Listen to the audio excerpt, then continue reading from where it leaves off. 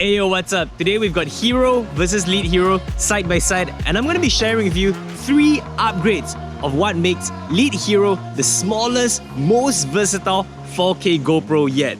Check this out.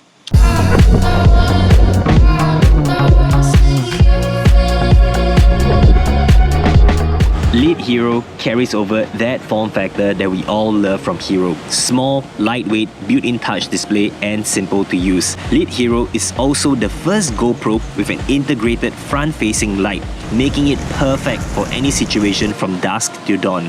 Just check out these low-light examples. Alright, this is me vlogging on Lit Hero with the lights on. What do you think? What do you think? Alright, we're gonna do a turn. What do you think? With its updated mount, it's designed for versatility. 3 ways to mount it: GoPro mounting fingers, quarter 20 mounting, and magnetic latch mounting, making it super simple to swap between your setups. And when it comes to tech specs, it shoots up to 4K 60 in glorious 2x slow motion. How about that? And that's it.